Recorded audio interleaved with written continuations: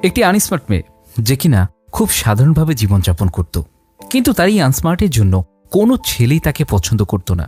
বিয়ে দিতে না পেরে নিজের বাবাও মেয়েটিকে ঘর থেকে বের করে দেয়। মেয়েটির শেষ পরিণতি কি?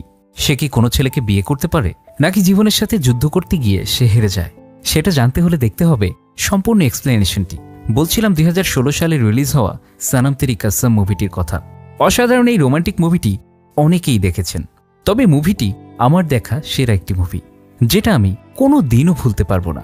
তো চলুন কথা না বাড়িয়ে অসাধারণ এই মুভিটির এক্সপ্লেনেশন শুরু করা যাক। শুধু একটাই অনুরোধ, চ্যানেলে নতুন হয়ে থাকলে চ্যানেলটি প্লিজ সাবস্ক্রাইব করে বেল আইকনে ক্লিক করে রাখুন, যেন আমার পরবর্তী গল্পটি আপনার কাছেই সবার প্রথমে যায়। গল্পের শুরুতেই আমরা ইন্দারকে দেখতে পাই, যে একটা বড় ধরনের মামলা জিতে আদালত থেকে বের হচ্ছে। ইন্দার হচ্ছে একজন প্রতিষ্ঠিত উকিল। বের হওয়ার সময় সাংবাদিকরা তাকে মামলা জেতার অনুভূতি সম্পর্কে জানতে চাইলে সে কোনো কথাই বলে না। গাড়িতে করে সে সরাসরি চলে আসে তার বাড়িতে, আর বাড়িতে এসে সে বাগানের একটা বড় ফুল গাছের নিচে এসে দাঁড়ায়, যে গাছের মধ্যে লেখা ছিল সরস্বতী পরিবার। এরপর আমাদের ফ্ল্যাশব্যাক দেখানো হয়, মানে ইন্দারের অতীতের জীবন কাহিনী। ইন্দার একা একটি ফ্ল্যাটে থাকে, আর তার উপরের ফ্ল্যাটে থাকে সরস্বতী ও তার পরিবার। সরস্বতীকে সবাই শারু বলে ডাকে। শারু খুবই সাধারণ এবং সহজ সরল একটা মেয়ে, আর একটু বেশি আনস্মার্ট, যার কারণে কোনো ছেলেই তাকে বিয়ে করতে চায় না। শারুর পরিবারে ছিল শারুর বাবা মা এবং তার ছোট একটি বোন, যার নাম হচ্ছে কাবেরী। একদিন শারু আর তার বাবা যখন অফিসে যাচ্ছিল, তখন তারা ইন্দার আর তার গার্লফ্রেন্ড রুবিকে ঘনিষ্ঠ অবস্থায় দেখতে পায়। এটা দেখে শারুর বাবা খুব রেগে যায় আর বলে, রাস্তার মাঝে এগুলো কি করছো? গেটের সামনে দিয়ে তো আরও লোক অফিসে যাবে, তাই না? তখন শারু ইন্দারকে দেখে তার বাবার সাথে চলে যায়। দেখা যায় শারু একটা লাইব্রেরিতে চাকরি করে। একদিন শারুর এক পরিচিত অফিসার তার কাছে আসে, যার নাম হচ্ছে অভিমন্যু। শারু তার বসের জন্য বেশ কয়েকটি বই দিয়েছিল, যেগুলো অভিমন্যুর বস খুব পছন্দ করেছে। বইগুলো ফেরত দিতে এসে অভিমন্যু বলে, তোমার দেওয়া বইগুলো আমার বসের খুব পছন্দ হয়েছে। আর সাথে সে এটাও বলে, তুমি কি আমার বসের একটা বড় পার্টিতে টেডি হয়ে ডান্স করতে পারবে? প্রথমে শারু রাজি না হলে সে শারুর হাত ধরে অনুরোধ করে আর বলে, তুমি যদি টেডি হয়ে ডান্স করো তাহলে আমার লাইফ সেট হয়ে যাবে। শারু সহজ সরল মেয়ে হওয়ায় সে তখন রাজি হয়ে যায়। এরপর সেই পার্টির দিন আসে। শারু তখন টেডি হয়ে সেই পার্টিতে যায়। সেখানে শারুর লাইব্রেরির অনেক কলিগও উপস্থিত ছিল। শারু টেডি হয়ে ডান্স করে সবাইকে আনন্দ দিতে থাকে। কিছুক্ষণ পর দুজন মেয়ে কলিগ এসে শারুকে খুব অপমান করে আর বলে, দেখো তোমরা, আজকে পার্টিতে কে এসেছে? সরস্বতী শারু আজকে ভাল্লুক হয়ে পার্টিতে এসেছে। একজন বলে, ভালোবাসা দিবসে তুমি টেডি হয়ে অফিসে আসবে? তোমাকে দেখে সবাই অনেক পছন্দ করবে। অপমান সহ্য করতে না পেরে শারু কাঁদতে কাঁদতে পার্টি থেকে চলে যায়। আর যখন সে লিফটে করে নামছিল, তখন লিফটের ভেতরে ইন্দারও চলে আসে। কিন্তু ইন্দার জানতো না টেডি পরা এই মেয়েটি আসলে শারু। লিফটে করে নামার সময় হঠাৎ করে লিফটটা বন্ধ হয়ে যায়। অনেকক্ষণ যাবত এভাবে থাকার পরেও যখন লিফটটা ঠিক হচ্ছিল না, তখন লিফটের ভেতরে অতিরিক্ত গরম অনুভব হয়, যার কারণে ইন্দার তার শার্টটা খুলে ফেলে। ইন্দারকে এই অবস্থায় দেখে শারু অনেক ভয় পাচ্ছিল বলে সে তার টেডির পোশাকটি খোলে না। কিন্তু এরপর যখন ইন্দার তার প্যান্টটা খুলতে যাবে, ঠিক ওই মুহূর্তে শারু চিৎকার করে তাকে বাধা দেয় আর টেডির মুখোশটি খুলে ফেলে। ইন্দার তখন তার কাছে সরি বলে, কারণ সে ভেবেছিল টেডি পরা লোকটা হয়তো কোনো ছেলে মানুষ। যাই হোক, এরপর লিফটটা ঠিক হলে শারু সেখান থেকে চলে যায়। এরপর একদিন ইন্দার শারুর লাইব্রেরিতে আসে বই নিতে। সে মাঝে মধ্যেই লাইব্রেরিতে আসতো, আর শারু তাকে ভালো ভালো বই দিত পড়ার জন্য। এরপর দৃশ্য চলে আসে শারুর বাড়িতে। শারুর বোন কাবেরীর সাথে তার বয়ফ্রেন্ডের বিয়ে ঠিক হয়ে আছে, কিন্তু শারুর বাবা বড় মেয়েকে বিয়ে না দিয়ে কখনো ছোট মেয়েকে বিয়ে দেবে না। দেখা যায় সে শারুর জন্য পাত্র ঠিক করে, কিন্তু শারুকে দেখে ছেলেরা পছন্দ করে না। আর এই নিয়ে 10টা ছেলে তাকে রিজেক্ট করেছে। একটি ছেলেও তাকে বিয়ে করতে চাইছে না। শারুর বিয়ে হচ্ছে না বলে শারুর ছোট বোন তাকে রাগ দেখিয়ে অনেকগুলো কথা শোনায়, কারণ তার বয়ফ্রেন্ড তাকে 1 মাসের সময় দিয়েছে। এর মধ্যে তাকে বিয়ে করতে হবে, না হলে সে অন্য মেয়েকে বিয়ে করে ফেলবে। কাবেরী তখন তার বয়ফ্রেন্ডের সাথে পালিয়ে বিয়ে করার সিদ্ধান্ত নেয়।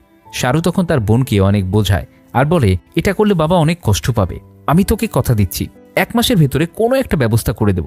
ইন্দারের যে গার্লফ্রেন্ড ছিল সে বড় একজন স্টাইলিশ মেকওভার, তাই শারু তার অ্যাপয়েন্টমেন্ট নিতে চাইলে সে জানতে পারে 3 মাস সময় লাগবে, কিন্তু শারুর হাতে সময় রয়েছে মাত্র 1 মাস। সে বাধ্য হয়ে ভোর রাতে ইন্দারের বাসায় চলে আসে, যাতে ইন্দারের মাধ্যমে তার গার্লফ্রেন্ডের কাছ থেকে অ্যাপয়েন্টমেন্ট নিতে পারে। শারু তখন ইন্দারকে বিষয়টা জানায়।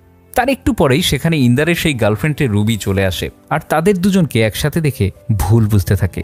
ইন্দার তখন রুবিকে বোঝায় আর বলে, শারু আমার কাছে তোমার অ্যাপয়েন্টমেন্ট নেওয়ার জন্যই এসেছে, এর বাইরে আমাদের আর কোনো সম্পর্ক নেই। কিন্তু রুবি তখন অনেক রাগারাগি করে, আর ইন্দার ও শারুকে অনেকগুলো কথা শোনায়। যাওয়ার সময় সে শারুর দিকে একটা মদের বোতল ছুঁড়ে মারে। যার ফলে কাচের টুকরোগুলো তখন ইন্দারের গায়ে এসে লাগে, যার কারণে তার অনেকখানি কেটে যায়।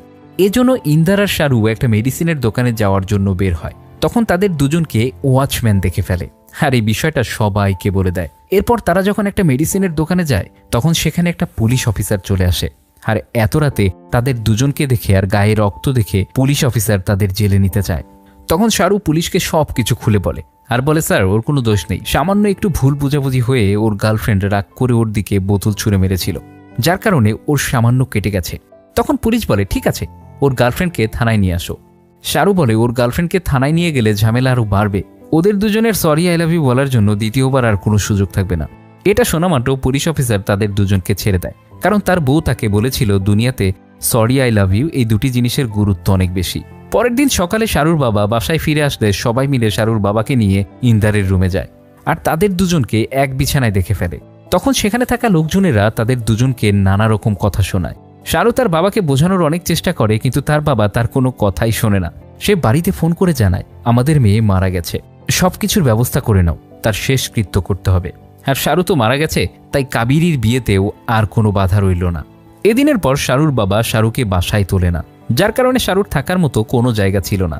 তখন ইন্দার শাহরুর থাকার জন্য একটা বাসার ব্যবস্থা করে দেয়।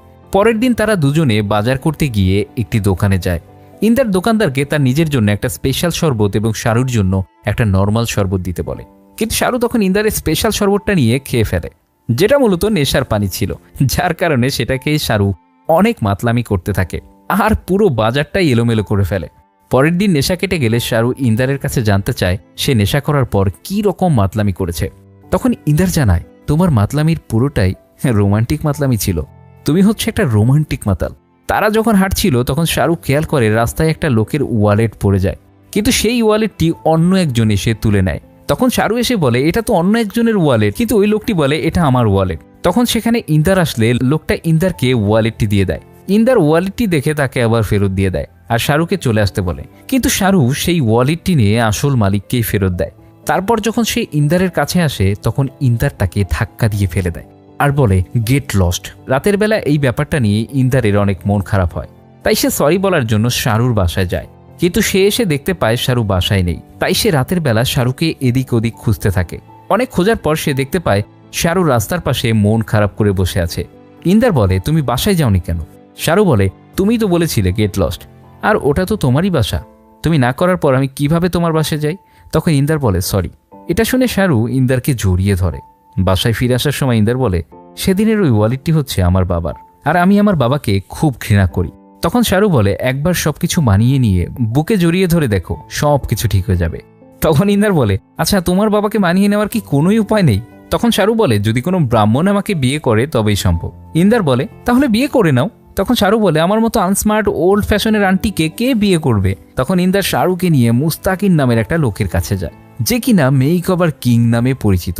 দেখা যায় কিছুদিনের মধ্যেই শাহরু খুব স্মার্ট এবং স্টাইলিশ হয়ে যায়। তখন ইন্দার বলে, এখন আর তোমাকে কেউ আনস্মার্ট ওল্ড ফ্যাশন মার্কা আন্টি বলবে না।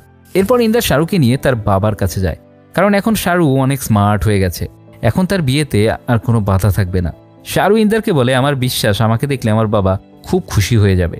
কিন্তু শাহরু যখন হাসি মাখা মুখ নিয়ে তার বাড়িতে যায় তখন সে দেখতে পায় শাহরুর শেষকৃত্যের অনুষ্ঠান চলছে, অর্থাৎ হিন্দু ধর্মে মানুষ মরলে যে অনুষ্ঠান হয়।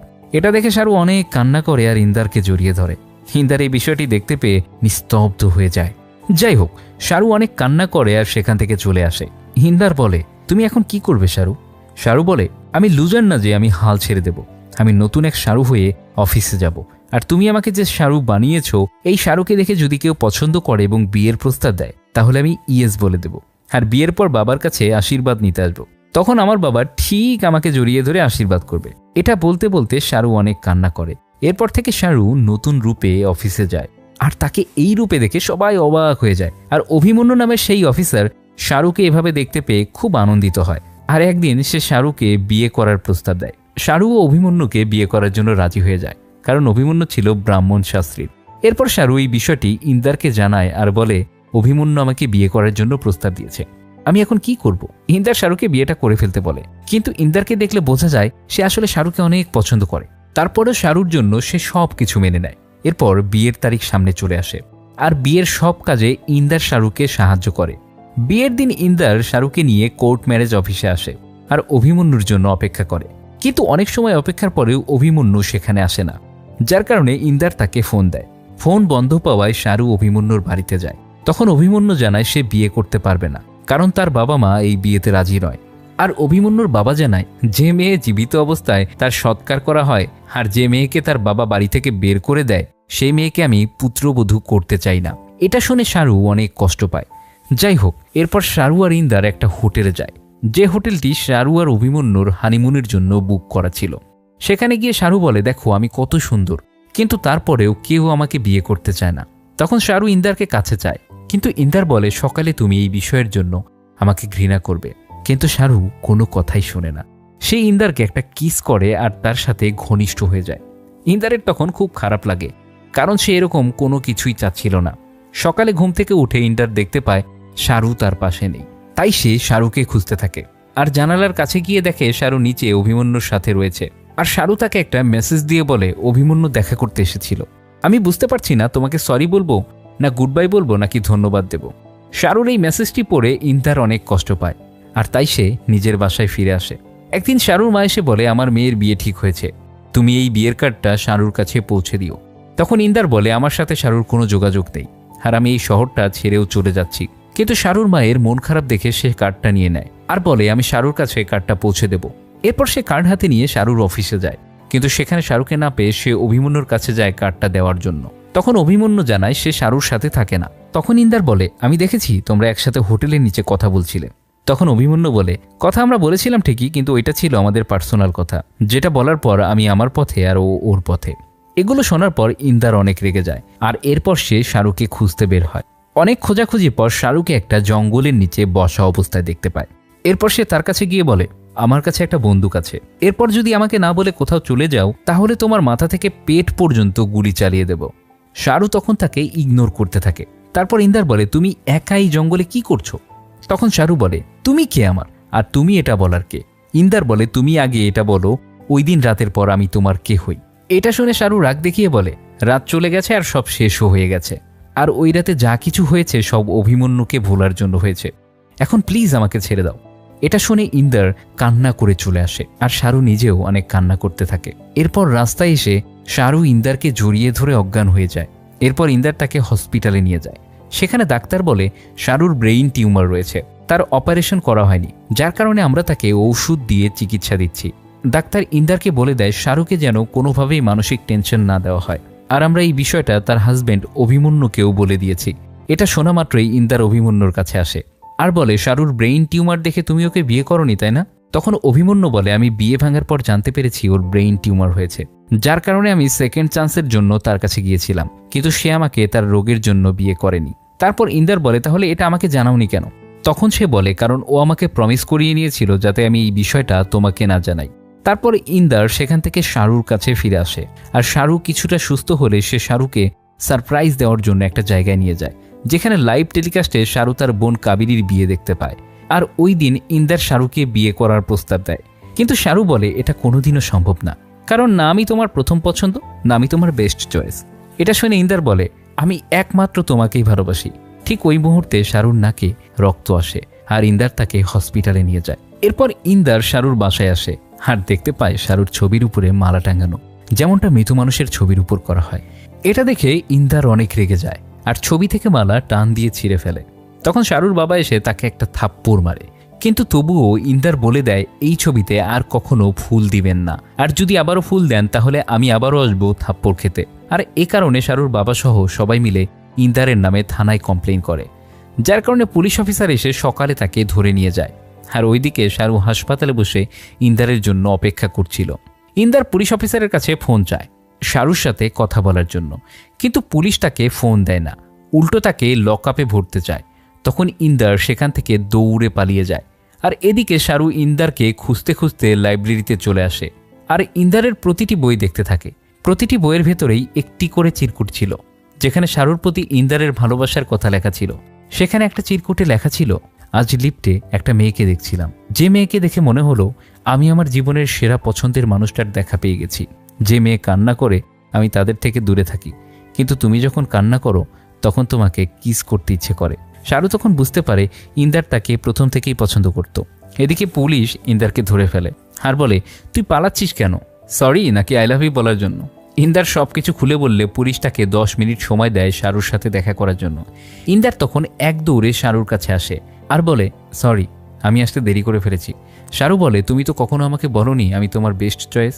তখন ইন্দার কাঁদতে কাঁদতে বলে, তুমি আমার বেস্ট চয়েস, কিন্তু আমি তোমার বেস্ট চয়েস না। এটা শুনে শাহরু কান্না করে দেয় আর বলে, প্লিজ ম্যারি মি ইন্দার। এরপর ইন্দার শাহরুকে জড়িয়ে ধরে আর ওই মুহূর্তে সেখানে পুলিশ এসে বলে 10 মিনিট হয়ে গেছে। কিন্তু তখন শাহরুর কান্না আর ইন্দারের ভালোবাসা দেখে পুলিশ তাকে ছেড়ে দেয় আর বলে, এটা আমার তরফ থেকে তোমাদের বিয়ের উপহার। পরের দিন তারা বিয়ে করার সিদ্ধান্ত নেয়। বিয়ের আগের দিন শাহরু ইন্দারকে বলে, আমি মরে গেলে আমার ছবিতে মালা দিও না প্লিজ, আর আমাকে একটা ফুল গাছের নিচে কবর দিও, যাতে কেউ আমাকে দেখতে আসলে আমি ফুল হয়ে ঝরতে পারি। এরপর ইন্দার শাহরুর বাড়িতে যায় আর সেখানে গিয়ে শাহরুর ছবি থেকে মালা ছিঁড়ে ফেলে আর শাহরুর বাবাকে বলে, শাহরুর সাথে কালকে আমার বিয়ে। শাহরু যখন তার ছবির উপর মালা দেখে তখন সে খুব কষ্ট পায়, কান্না করে। আর শাহরুর কান্না বন্ধ করার জন্য আমি কাউকে মারতেও পারি আর মরতেও পারি, এটা বলে সে চলে আসে। পরের দিন সকালে তারা বিয়ে করার জন্য ম্যারেজ রেজিস্ট্রি অফিসে যায়। সেখানে তাদের সাথে সেই পুলিশ অফিসারও ছিল। তারা যখন মালা বদল করতে যাবে তখন সেখানে শাহরুর বাবা চলে আসে। শাহরু তখন তার বাবাকে জড়িয়ে ধরে আর বলে, বাবা প্লিজ তুমি বিয়েটা মেনে নাও। শাহরুর বাবা বলে, যদি না মেনে নেই তাহলে? এটা বলার সাথে সাথে শাহরু ইন্দারের হাত ছেড়ে দেয়। তখন শাহরুর বাবা বলে, কালকেই ছেলে আমাদের বাড়িতে গিয়েছিল আর সে আমাকে বলেছিল সে তোমার জন্য মরতেও পারে, আবার কাউকে মারতেও পারে। এর চেয়ে ভালো ছেলে আর হয় না। এরপর অবশেষে তাদের বিয়ে হয়ে যায়। কিন্তু শাহরু তখন সেখানে খুব অসুস্থ হয়ে পড়ে। এরপর শাহরুকে হাসপাতালে নিয়ে যাওয়া হয়। শাহরুকে এই অবস্থায় দেখে তার বাবা খুব ইমোশনাল হয়ে যায়। সে বলে, তুমি আগে সুস্থ হও, তারপর আমি সারা ইন্ডিয়ার মানুষকে দাওয়াত করে খাওয়াবো। তারপর শাহরু ডাক্তারকে জিজ্ঞেস করে, আমার হাতে আর কতক্ষণ সময় আছে? যতক্ষণ আমার হাতে এই মেহেদি আছে ততক্ষণ। ডাক্তার তখন শাহরুর বাবার সাথে একান্তে কথা বলতে চায়। তখন শাহরুর বাবা মা বুঝতে পারে তাদের মেয়ে আর বেশিক্ষণ বাঁচবে না। তখন তার বাবা কান্না করতে থাকে আর বলে, আমাদের তুই মাফ করে দিস, তুই বেঁচে থাকতেই আমরা তোর শেষকৃত্য করেছি। সে আরও বলে, বাবা সন্তানকে অভিশাপ দিক আর দোয়া দিক সবটাই ঈশ্বর দেখে আর মেনেও নেয়। আমি তো ভেবেছিলাম তুই ফিরে আসবি, মাপ চাইবি, আর আমি তোকে মাফ করে দেব। এসব বলতে বলতেই তার বাবা কান্না করতে থাকে। এদিকে ইন্দার যখন বাহিরে দাঁড়িয়েছিল তখন পুলিশ এসে তাকে একটা ব্যাগ দেয় আর একটা ডায়েরি বের করে বলে, এই ডায়েরির 65তম পৃষ্ঠাতে একটি শুকনো গোলাপ রয়েছে আর পেন্সিল দিয়ে একটা তারিখ লেখা আছে, 1994 থেকে 2005, যেখানে তোমার আর তোমার বাবার একটি ছবি দেওয়া আছে। এটার মানে কি? ইন্দার তখন দৌড়ে তার বাবার কাছে যায় আর বলে, বাগানের 1858 সালের সেই গাছটা কি এখনো আছে? তখন তার বাবা বলে, আছে, কিন্তু কেন? ইন্দার বলে, ওই গাছের নিচে আমার 2 কদম জমি চাই। তার বাবা বলে, এবার কাকে খুন করে এসেছো? ইন্দার তখন রাগ করে সেখান থেকে চলে আসে আর হাসপাতালে এসে শাহরুকে বলে, তুমি আমাকে কখনো জিজ্ঞেস করোনি আমি কেন কাউকে খুন করেছিলাম? আমার বয়স যখন 13 তখন আমার দেখাশোনা করার জন্য একজন ছিল। আমি তাকে মায়ের মতো ভালোবাসতাম। কিন্তু একদিন আমার চাচা নেশা করে এসে তার রুমে ঢুকে যায়। জীবন বাঁচাতে গিয়ে তার হাতেই আমার চাচার মৃত্যু হয়। কিন্তু সেই দোষটা আমি আমার নিজের উপরে নেই, কারণ আমার বাবা একজন মস্ত বড় উকিল। তাই আমি ভাবতাম বাবা আমাকে যেভাবেই হোক বাঁচিয়ে নিয়ে আসবে, কিন্তু বাবা সেটা করেনি। সে আমাকে একা ছেড়ে দিয়েছে আর আমি এটা কখনো ভুলতে পারবো না। তখন শাহরু বলে, মানুষ একসাথে এই জন্যই থাকে যাতে একে অন্যকে মাফ করে দেয়। কিন্তু ইন্দার বলে, আমি তাকে কখনো ক্ষমা করতে পারবো না। তখন শাহরু ইন্দারকে ওয়াদা করায় যেন সে তার বাবাকে ক্ষমা করে দেয়। তারপর শাহরু কাঁদতে কাঁদতে ইন্দারকে বলে, আমাকে এখন বিদায় দাও। ইন্দার বলে, আমি তোমাকে কোথাও যেতে দেব না। শাহরু বলে, আমি তোমাকে অনেক ভালোবাসি। আর এটা বলেই শাহরু মারা যায়। ইন্দার তখন শাহরুকে ধরে অনেক কান্না করে আর বের হওয়ার সময় তার বাবার সাথে দেখা হয়। তার বাবা বলে, একবার তোমাকে বাঁচাতে পারিনি, সেটা আমার জীবনের সবথেকে বড় ভুল ছিল, কিন্তু এখন আমি আমার ছেলের বউকে বাঁচাতে চাই। তখন ইন্দার জানায় শাহরু আর বেঁচে নেই। এটা শুনে তার বাবা অনেক কান্না করতে থাকে। শাহরুর কথা মতো ইন্দার তার বাবাকে ক্ষমা করে দেয় আর তার বাবাকে জড়িয়ে ধরে কান্না করতে থাকে। এরপর সিন চলে আসে বর্তমানে, যেখানে ইন্দার শাহরুর কবরের পাশে দাঁড়িয়ে আছে। ওই সময় গাছ থেকে অঝরে ফুল ঝরতে থাকে। ইন্দার বলে, তুমি এখন খুশি তো? তোমার স্বামী জিতে গেছে। আমি তোমাকে খুব মিস করি, প্রতিদিন মিস করি, অনেক মিস করি। আর এখানেই এই অসাধারণ মুভিটি শেষ হয়ে যায়। মুভিটি আপনাদের কাছে কেমন লাগলো সেটি অবশ্যই কমেন্টস করে জানাবেন। আর চ্যানেলে নতুন হয়ে থাকলে সাবস্ক্রাইব করে রাখবেন পরবর্তী মুভির এক্সপ্লেইন পাওয়ার জন্য। আজকের মতো এ পর্যন্তই। দেখা হবে নতুন কোনো গল্প নিয়ে।